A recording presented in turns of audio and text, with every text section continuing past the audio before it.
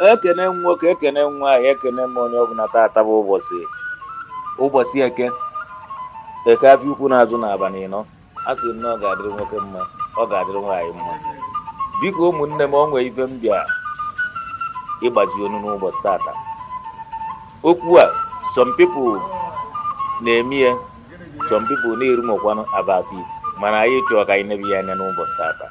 Kedu ihe mbịa ikwu ihe gbasara committee of friends? Yes, committee of friends kere ebe o si wee bido.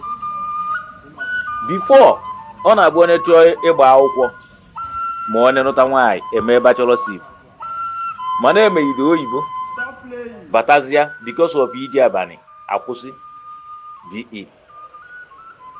Then esi ebe a wee fọmụba committee of friends inyere onye chọọ ime gịnị, young boy or young man chọọ ịgba akwụkwọ, inyere ya aka iji wee gbaa akwụkwọ. From there, obido grow up. Okay, n'ụbọchị tata, committee of friends dị mma fụ onye arụ na-adịrọ, ọfọmụọ ya group wee atụgharị ya ego wee zọta ndụ. Committee of friends dị mma na onye ozu nwụnarụ, ọ bụrụ na aka esiri ya ike, onye eri ya aka gbagharịa wee kwụọ ozu a, because o nwee onye ozu ya bụ ọnwụnarụ, ọ bụrụ sefu na-eji ụgwọ n'ụlọ ọgwụ, enye aka wee setụrụ ndị ụlọ ọgwụ wee nwee ike ibute ozu a wee mee gịnị, kwa ya. Committee of friends dị mma for that. Committee of friends dịkwa mma na onye nwee problem, onye ife na-esili ike, ọ bụrụ na o nweghị ike ịkwụ ụgwọ ụlọ ma iri nri ma onye na-erute ezinụlọ ya anya. Committee of friends dịkwa mma for that.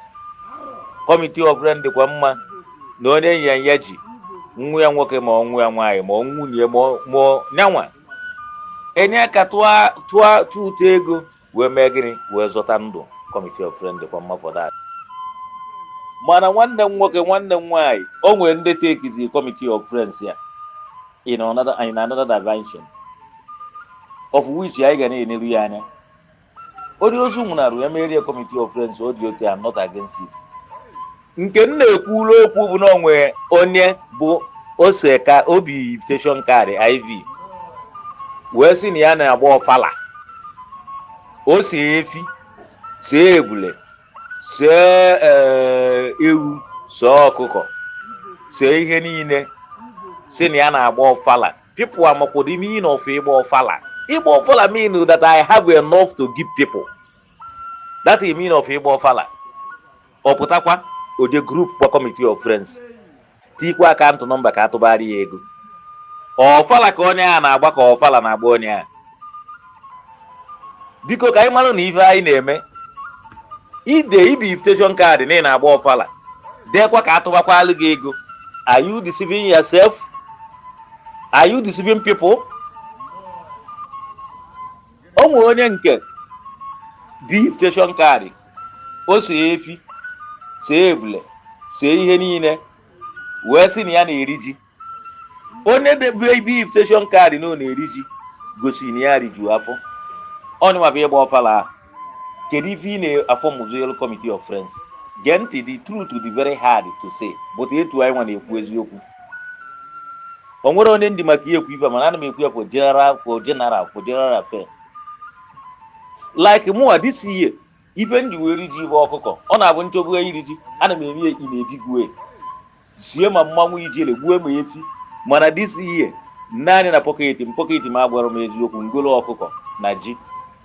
Ife m gota nwere ofe ọkọta kata nsọ bịa, mụ na ndị be anyị rie ji last week na ụmụ oji be anyị. I cut my coat according to my size. Ị na-eme omenala ị na-eri ji, ife dị most important mbụ irikwa oji afụ etu o si kwesị irie. Irikwa oji afụ n'obi ọcha. Ọ bụrụ ije konkọ people ese setụbalụ gị ego n'ihi na eri ji. No, my form warrior committee of friends. If I have referred a form committee of friends, ịchọ iri ji, ịchọ ịgba ọfala, biko o nwere ife na akpọkọlụ committee of friends. Cut wire coat according to your size. Ife mmụọ na-anabata bụ ife onye ọbụla ji obi ọchị ya wee mee. ihe ọ bụla iji ime according to your capacity or your capability. Ndị mmadụ adị na-emezi na ife ọbụla committee of friends. Onye ife ike mee a ga-emeri ya committee of friends. Onye na-enwere ka ọrịa a ga-enyeri ya aka, mana ọ bụrụ onye sị na ya na-agba ọfala ma ọ na ya na-eri ji ma ọ na ya na-echi eze nwoke ma ọ na ya na-echi eze nwaanyị. Onye weta invitation card si na ya na-esi eze nwaanyị si gị tinyere ya ego na ya na-eme committee of friends. What kind of committee of friends ya na-ebu eze nwaanyị? Kedu isi eze nwaanyị ọ na-echi? O gosiri na ọ dị o meritiri ya ichi eze nwaanyị. Maka onye na-echi eze ọ bụla eze nwoke ife ugosi bụ na iri ju afọ. Onye na-esi eze bụ na biye ka ya eri ya ife asị eze. Ọ bụla eze nwaanyị ife ị na-eme bụ na iri ju afọ. O nwere onye ndị maka ihe ekwu, mana the truth a people are hide egwu ikwu ya mgbe decide ya ka m kwuchi ya today.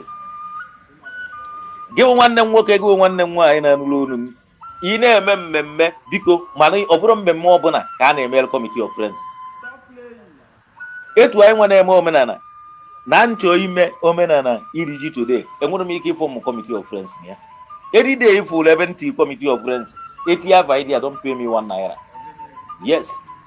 Nne anya bụ na ego m uru ime nke people ime ka o wuo ewu ime yi na highway in a big way. Ememe ya mana mụ na anya bụ na akpa m agwara m eziokwu, ememe ya na-elu oke ụdị ya mme last week na be nnu ụmụ ojii. O nwere onye na platform boot a na-adị na-eri ji. Eriri m ya akọtụ my coat according to my size. Nkwuba okwu a chi ga-eji chi ga-abụ, mana ụzọ okwu abụ nkwu kwesịrị ka onye ọbụla weta ebe m na-eje. I'm not against committee of friends. Mana ọ bụrụ na onye ife ike mee ma onye ife dakwasa, ọ dị mma for committee of friends. Mana nwoke ma nwaanyị sị na ya na-agba ọvala na ya zụka eme ịkpọ committee of friends is total bad. I'm against it. Ọ bụrụ ka ọra nnọọ n'ụbọchị ata kere onye inuru onye ya ọha Chief Simon na-echi ezude onye amụji village ụmụ oji okwuru igboro soro si ya bụ coach ọkwọ m ọmụnwa a sị m nwaka mere onye ọbụla